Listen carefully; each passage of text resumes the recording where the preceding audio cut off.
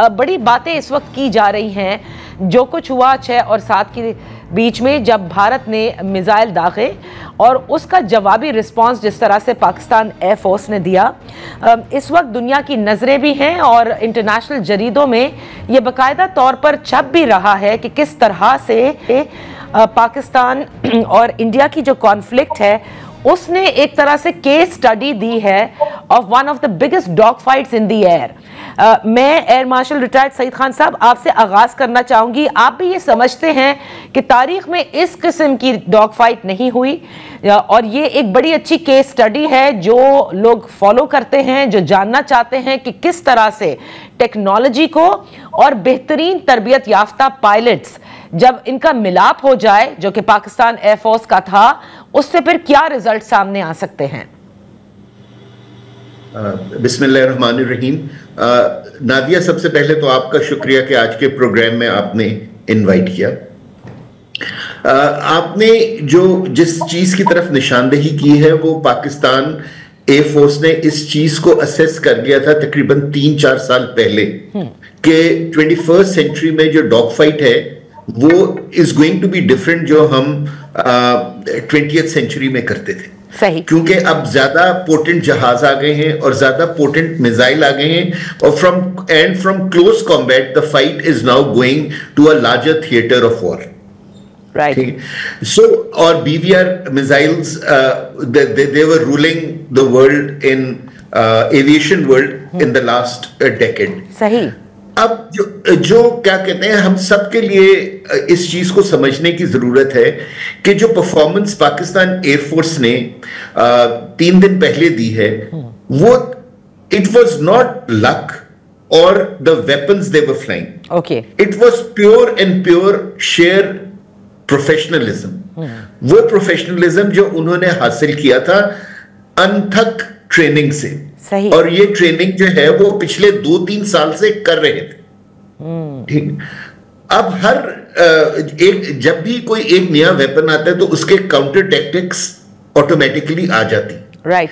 और जब हम लोगों ने ये देखा 2019 में कि इंडिया जो है वो फुल बोर राफेल की तरफ जा रहा है, तो राफेल को एज अ थ्रेट और उसका जो मोस्ट पोटेंट मिसाइल था मीटियोर, उसके साथ पाकिस्तान एयरफोर्स ने ट्रेनिंग शुरू कर दी। सही। एक और बहुत बड़ी कैपेबिलिटी जो एयरफोर्स ने पाक अफवाज के साथ मिलकर की वो ये था कि हमारे पास जितने सेंसर्स हैं जो हमारी डिस्पोजेबल है, for example satellites, for example airborne surveillance systems, ground based radars, वो रेडार्स जो क्या कहते हैं जहाजों के ऊपर लगे हुए हैं और वो रेडार जो मिसाइल्स के अंदर लगे हुए। सही।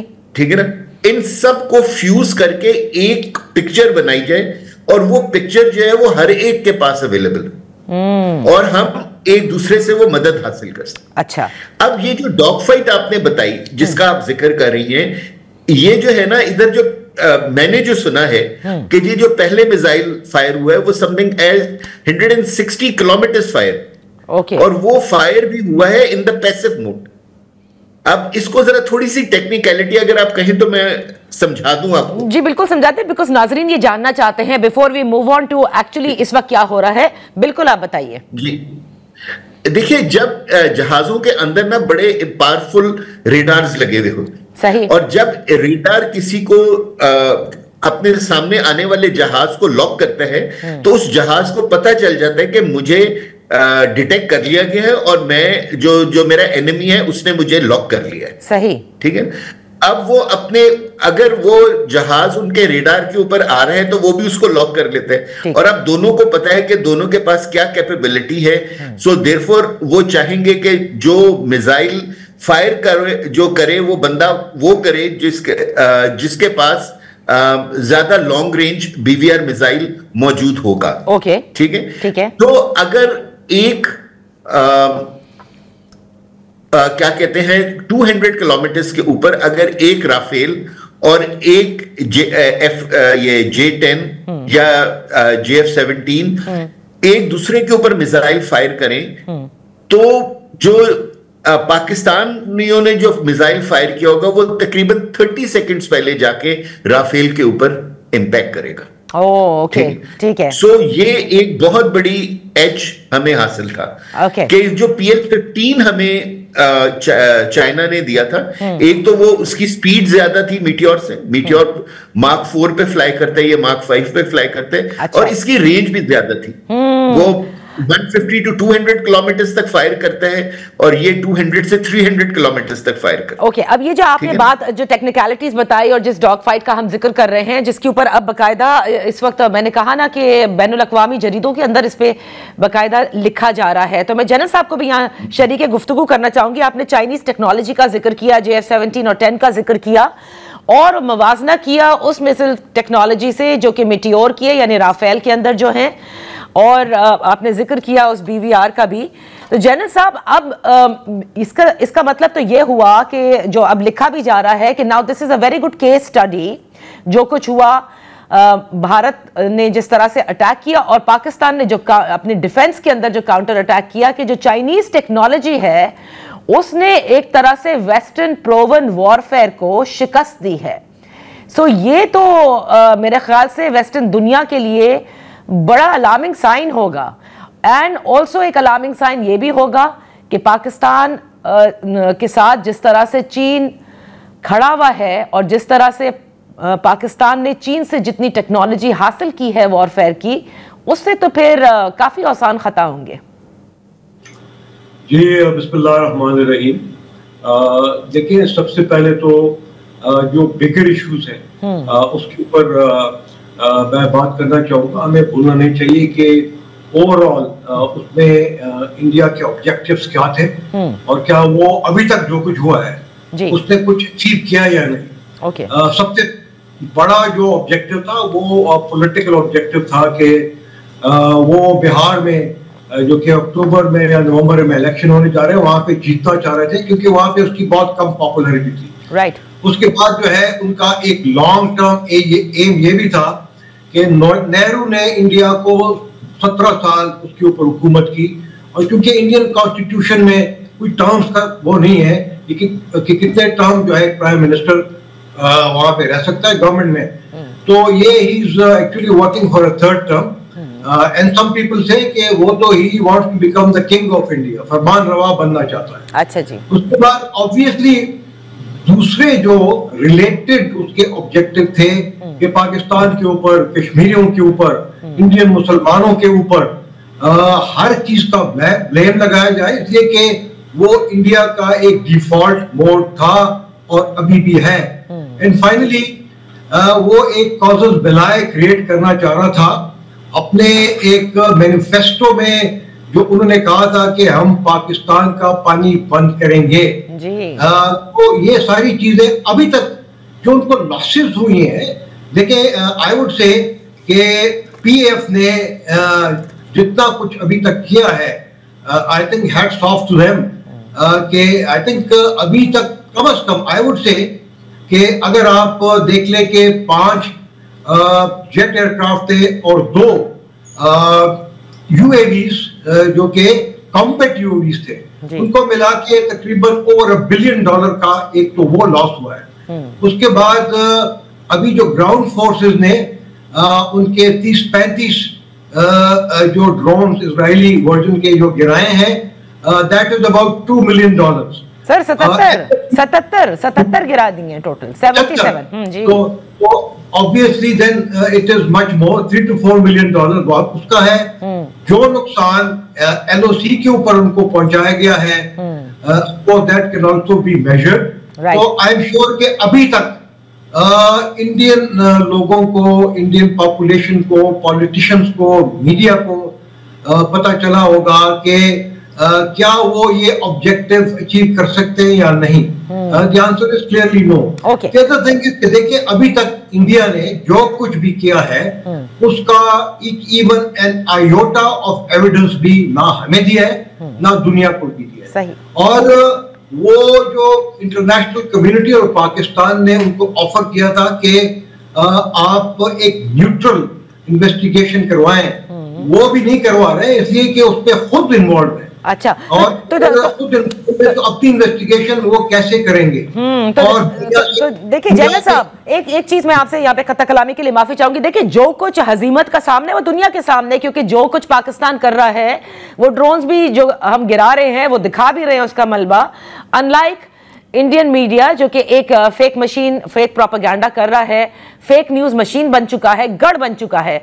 वो कभी F-16 गिराने की बात करता है, कभी हमारे पायलट को कस्टडी में लेने की बात करता है, पता नहीं क्या कुछ उन्होंने किया है। आज जब वो सुबह आंखें खुली हैं सबकी, तो समझ में आ गया है उनकी अपनी पॉपुलेशन को कि वो कल उनका मीडिया कर क्या रहा था। हैविंग सेड दैट, आप क्या समझते हैं, क्या पाकिस्तान रिस्पॉन्ड करेगा और करना चाहिए under the article 51 of the UN charter?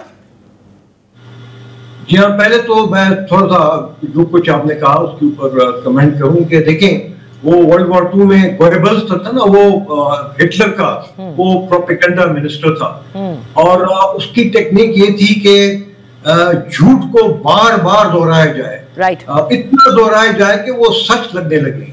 तो इन लोगों ने तो गोएबल्स को भी मेरे ख्याल में पीछे छोड़ दिया है, और अपने लोगों का, अपनी ऑपोजिशन का मीडिया के ऊपर जो है वो इतना कंट्रोल अभी उनका आ गया अनफॉर्चुनेटली कि वो हर झूठ को समझने लगते हैं, which is very very sad. अच्छा, article 51 of the UN charter को जिसमें पाकिस्तान को इन्वोक किया है फॉर द फर्स्ट फेज, जो कि डिफेंसिव फेज था अभी तक, वो हमने इंडिया ने, सारी दुनिया ने, पाकिस्तान ने भी देखा कि किस तरह उन्होंने आके हमारे ऊपर एग्रेशन की, और उस एग्रेशन के जवाब में पहले हम एक डिफेंसिव मोड में थे, और उस एग्रेशन को हमने डिफीट किया, उसको हमने रोक दिया, और बड़ी अच्छी तरह से रोका है।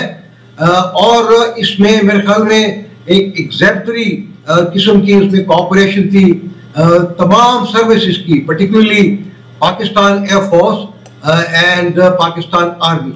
अब जब हमारा जो काउंटर रिस्पॉन्स जाएगा या फेज 2 जाएगा, तो ऑब्वियसली जो आर्टिकल 51 है, this gives us the right of self defence against acts of aggression by India, and even वो जो इंडिया ने पिछले तकरीबन कई सालों से जो वो बलोचिस्तान में, केपी में, सिंध में जो अपने प्रॉक्सी से, जिसमें BLA और TTP और ISIS ये शामिल है, उनको भी शामिल मैं करूंगा, तो we have a right to respond. और ये है कि ये जो रिस्पॉन्स है, ये सब टेक्निकल से लेके और टैक्टिकल, ऑपरेशनल और स्ट्रेटेजिक लेवल तक जा सकता है, depending on our strategic options, जो कि वेल रिहर्स्ड है और बड़े मैच्योर रिस्पॉन्सेज हैं, and at the same time ये बड़े रिस्पॉन्सिबल होंगे। तो they are, I think the whole world is waiting for that, and eventually they are going to happen, and I think whatever we are going to do, वो हमारा एक हक बनता है। हक भी बनता है। और कल जैसे DGISPR ने जो प्रेस कॉन्फ्रेंस की थी alongside foreign minister Ishaq Dar साहब, उन्होंने साफ अल्फाज में कहा था कि देखें, जब पाकिस्तान रिस्पॉन्ड करेगा तो इंडियन मीडिया को बताने की जरूरत नहीं पड़ेगी, the world will see for itself. अब आते हैं आपकी तरफ सईद साहब, आप क्या समझते हैं? देखिए, हक तो बनता है जाहिर है under the UN charter article 51, लेकिन आप समझते हैं कि जितनी हजीमत, जैसे अभी इन टर्म्स ऑफ डॉलर्स भी बता रहे थे जनरल साहब, उठा ली है, वो काफी है इंडिया के लिए एज अ सेल्फ डिफेंस जो हमने रिस्पॉन्स दिया है? आप समझते हैं एक calculated and A wholesome response is in the ऑफिंग and should come? अगर आप मुझे इजाजत दें तो व्हाइल एग्रीइंग टू एवरीथिंग जो जनरल साहब ने कही है, मैं एक चीज की तरफ निशानदेही करना चाहूंगा। जरूर कीजिए। वो ये है कि जो हमने पिछले 3 दिनों में देखा है, वो एसेंडेंसी ऑफ इक्विपमेंट नहीं है, वो है ascendancy of human resource, ascendancy of professionalism. ठीक है, अगर आप जहाजों के सेंस में देखें या आप ड्रोन्स के सेंस में देखें, ये वो वाली टेक्नोलॉजीज हैं जो पूरी दुनिया में सक्सेसफुल थी, लेकिन 3 दिन पहले फ्रांस को शर्मिंदा होना पड़ा और पिछले 1.5 दिन से इजराइल शर्मिंदा होता कर रहा है कि जी के वो ड्रोन जिसको उन्होंने पूरी दुनिया में एज नंबर 1 ड्रोन बनाया हुआ था और उसने अजरबैजान और सीरिया में बहुत अच्छी परफॉर्मेंस दी, वो पाकिस्तान में आके फेल हो गए। राफेल जो क्या कहते हैं दुनिया का नंबर 1 जहाज आजकल समझा जाता है, और उसकी जो EW सुइट्स वगैरह है वो they are probably one of the best. Okay, लेकिन वो पाकिस्तान में आके जीरो हो जाते हैं। सही। तो क्या वो what is happening in Pakistan?